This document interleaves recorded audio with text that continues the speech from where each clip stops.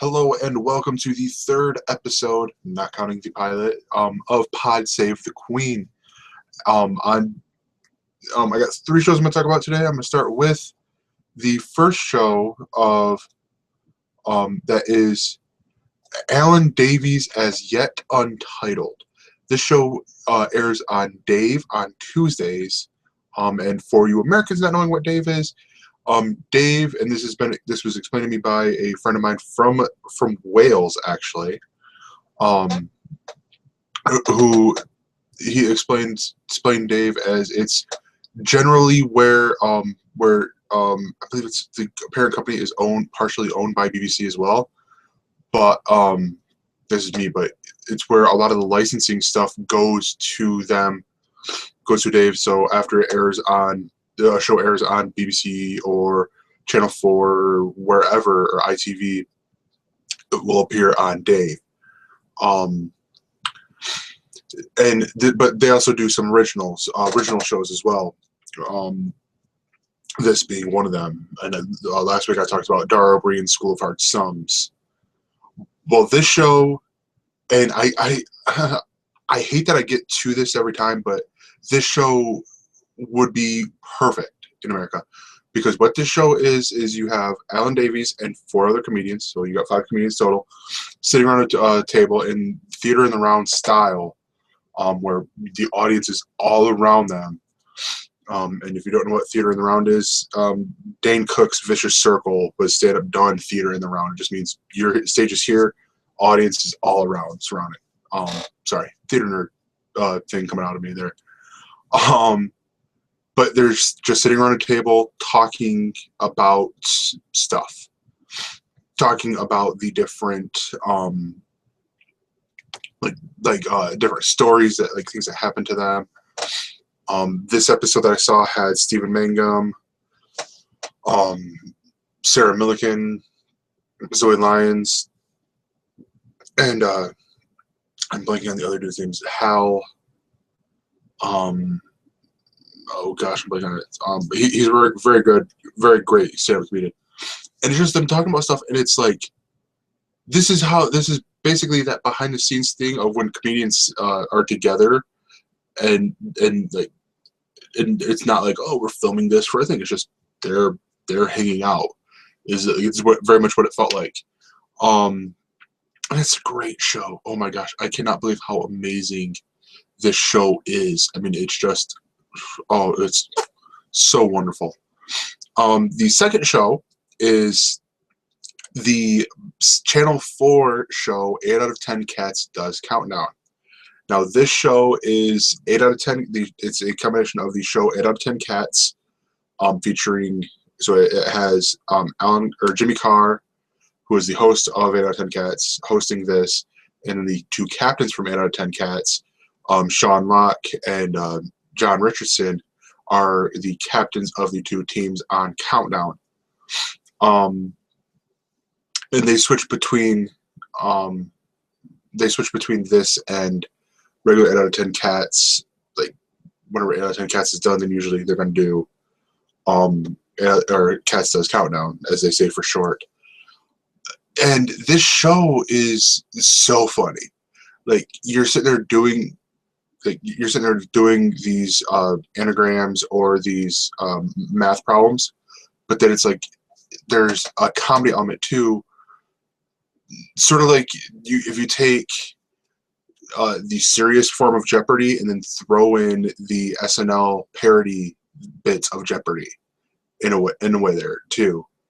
It's just so clever. It's just so, like, a lot of the distractions that they do in there, because Jimmy Carr he'll do these distractions, are hilarious. And for 8 out of 10 or for Countdown, typically, because there's another show called Countdown as well, which is I think it's on at the same time that here in America, would be like, it'd be about the same time as like Jeopardy or Wheel of Fortune is, or it might even be like, around that time. You know what I'm talking about if you watch it from America.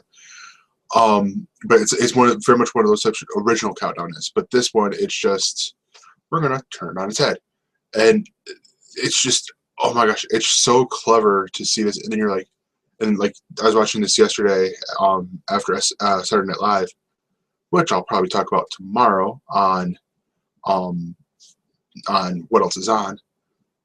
But I'm sitting there watching this, and I'm sitting there trying to do the math problems, and I kicked myself on one because I started doing it one way. I'm like, no, you're using too many. And then Rachel Riley, she places the letters up there, and then she does the math. She's also a maths genius. She comes in here and I'm like, I was starting it that way. I just gave up. But yeah, so it's a great show. Check it out. It's on Channel 4 on Fridays. I believe it's Fridays at 10, 11 o'clock, somewhere in there. It's right before The Last Leg, actually, and which is another funny, hilarious show. And then finally, the third show is the return, the 22nd season or series premiere of Top Gear. Now, for you guys listening in America, this is a spoiler warning because even though they did say it was going to be simulcast around the world, except for France and except for America, because you guys will be getting this on Monday at 8:30, 9:30, somewhere around there, which is stupid. I like the idea of the simulcast, all around the world, like they did with the Doctor Who 50th anniversary, but do it with a show, period, full stop. But yeah, Top Gear. This was a repeated venture from, I think, 2, maybe 3 series ago, with the public transport. It was the race of public transport, bicycling, car, or boat in a big city. And where the first time they did it in London. This time they did it in St. Petersburg, Russia. And this was a great challenge. And I'm going along with them. I'm like, oh my gosh, this is going to be so awesome to see. And James May's in this little car that's basically, it's like I'm sitting here driving, and then it's a 2-seater. The other seat is right behind. I'm like, no, that's not Big Guy approved. And the doors and windshields on there, the side windscreens, are optional. I don't know if I would. That car would not work in the northern part of the United States. I'll put it to you that way, because it has no. If that's an optional feature, people aren't going to get that option. Yeah, problem. But the funny thing is Clarkson found his car that has, or his vehicle that matches him, because it's controlled more when you're going fast. It's controlled easier when you're going fast, and that is a hoverboat. He did the whole journey in a hoverboat, and from watching this, I'm like, he's gonna die or he's gonna kill someone by just, because you can't. There's no stopping, stop with hoverboat is. Let off the gas. Oh, I'm still going, and now I stop and sink, sort of thing. But the show was really great. The seeing the Stig on the public transport was hilarious. Because I would watch a special of just the Stig out in the real world, just doing because there's one part where he's at a crosswalk, and they have the crosswalks there where it's the white hashes, and he's sitting there doing what every 5-year-old kid, where I'm only gonna step on the white. I'm only gonna step on the white, the white paint and stuff like that, and it's hilarious. Him picking out a book to read while he's on the subway or the underground over there. He's just sitting there no love loss. So just sit there and drops it. Takes it out, looks, drops. Examines all 6 sides, drops it, and stuff like that.